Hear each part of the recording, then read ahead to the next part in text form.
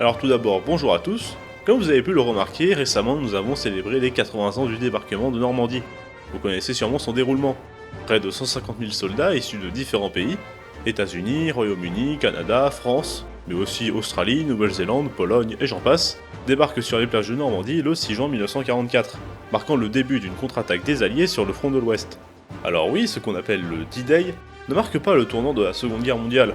On considère plutôt que le rapport de force entre les Alliés et les forces de l'Axe bascule début février 1943, avec la victoire de la guerre du désert pour les Alliés et la bataille de Stalingrad remportée par les Soviétiques. Pour autant, cet événement reste un moment essentiel de la Seconde Guerre mondiale. Aujourd'hui, le débarquement de Normandie reste toujours ancré dans les mémoires. Il n'y a qu'à voir la forte exposition médiatique qu'il a reçue pour commémorer ses 80 ans. Je me suis donc dit que ça pourrait être sympa d'aborder le sujet du D-Day, l'aborder d'une façon différente, énumérant des faits moins connus qui ont tout de même de l'importance. Une sorte de top qui vous permettra de vous la ramener durant vos prochaines soirées en famille. Et on commence tout de suite avec le numéro 5 qui est 5. Le débarquement aurait pu se faire le 5 juin. Alors oui, on commence doucement, mais le débarquement aurait pu se faire un jour plus tôt.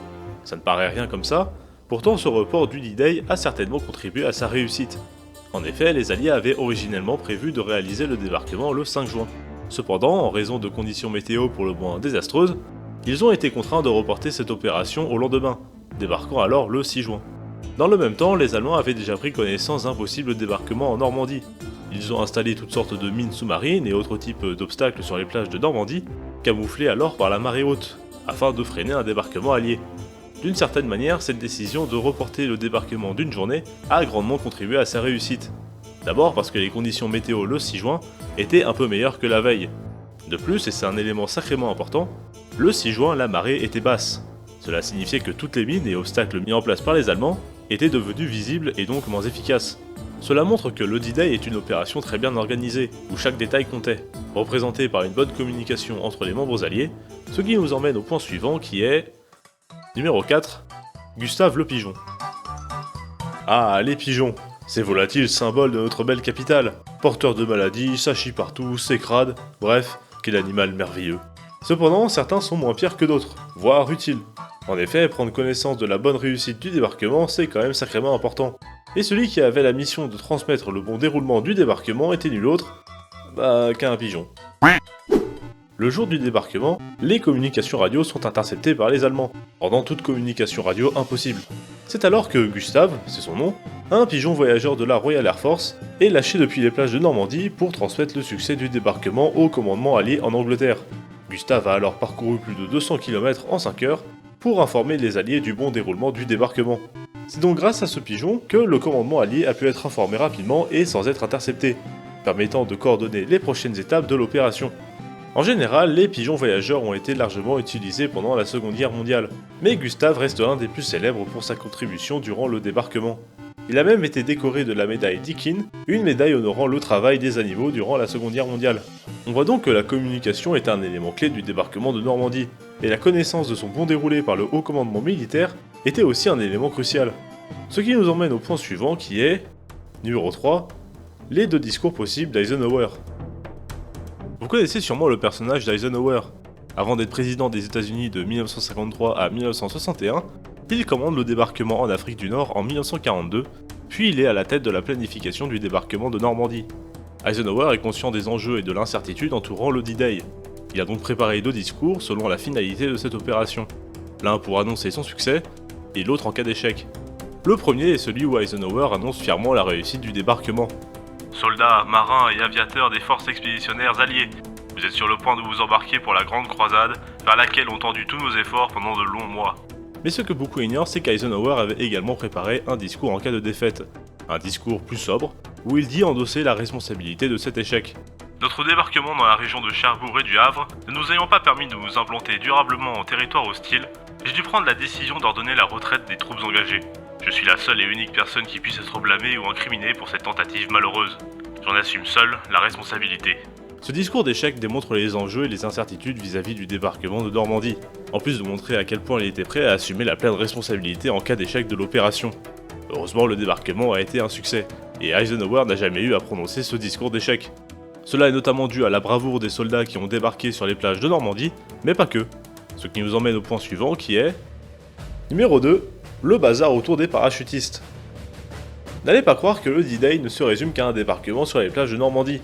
En effet, une partie cruciale de l'opération impliquait des parachutistes largués derrière les lignes ennemies, pour semer la confusion et préparer le terrain pour les troupes débarquant sur les côtes. Les Alliés savaient que pour réussir le débarquement, il fallait déstabiliser les forces allemandes, en créant une diversion. C'est pour ça qu'ils ont utilisé de faux parachutistes, des sortes de poupées mannequins parachutistes, qui possédaient des mécanismes simulant des coups de feu. De plus, ces mannequins étaient disposés d'une petite charge explosive d'autodestruction, pour que les Allemands ne découvrent pas trop rapidement le stratagème. Les Allemands, trompés par cette ruse, ont réorienté leurs forces pour contrer cette menace fictive, dispersant ainsi leur défense et facilitant l'avancée des vraies troupes alliées. Cependant, les véritables assauts aériens ne se sont pas réalisés sans accroc. De véritables parachutistes ont été largués loin de leur zone de déploiement, en raison de la mauvaise météo et de la défense aérienne allemande. Ces parachutistes égarés ont dû improviser dans un environnement hostile et inconnu. Leurs intrusions ont provoqué la panique et l'incompréhension des unités allemandes. En plus de devoir s'occuper des troupes sur les côtes de Normandie, les Allemands ont dû courir après des parachutistes ennemis égarés un peu partout sur leur territoire, créant une confusion à leur bienvenue pour les Alliés. Tous ces éléments montrent que le débarquement est une opération militaire très bien préparée. Mais passons maintenant au dernier point qui est... Numéro 1. Charles de Gaulle n'était pas au courant du débarquement. Comment ça? De Gaulle, le visage de la France libre durant la Seconde Guerre mondiale, n'était pas au courant de la plus grande opération militaire des Alliés, qui en plus se déroulait en France? Eh bien oui, enfin c'est un peu compliqué. Les Alliés ont bien pris la décision de ne pas informer de Gaulle du lancement du D-Day. Ils craignaient que des fuites d'informations compromettent le bon déroulement de l'opération. Pour faire simple, les relations entre De Gaulle et les dirigeants alliés, en particulier les Américains, étaient vraiment tendues. Roosevelt, alors président des États-Unis, était préoccupé par la personnalité de Gaulle, le voyant comme un apprenti dictateur. Roosevelt avait ses propres idées pour l'administration de la France libérée, et il ne souhaitait pas que De Gaulle s'immisce dans ses plans. Ces actions ont aggravé les suspicions de Gaulle envers les Alliés, alors qu'il y avait déjà des doutes sur leurs intentions vis-à-vis de la France. De Gaulle ressentait que les Alliés ne le prenaient pas au sérieux, et minimisaient son rôle dans la libération de la France. Cependant, et en dépit de cette exclusion initiale, De Gaulle a rapidement repris sa place sur la scène politique et militaire, devenant un acteur clé dans la libération et la reconstruction de la France. Plus généralement, cela montre qu'en juin 1944, les Alliés sont conscients de leur victoire imminente face à l'Allemagne. C'est alors que les futurs grands vainqueurs du conflit jouent de leur influence pour forger le monde d'après-guerre. Cependant, les rivalités entre les Alliés commencent alors à se dévoiler, ce qui mène à des tensions entre ces grandes puissances, mais ça, c'est une autre histoire. J'espère que cette vidéo sur le débarquement de Normandie vous a plu. Si c'est le cas, n'hésitez pas à mettre un pouce en l'air ou à laisser un commentaire, ça fait toujours plaisir. Et à vous abonner à la chaîne pour ne pas manquer de futures vidéos. Et pour ma part, je vous dis à la prochaine.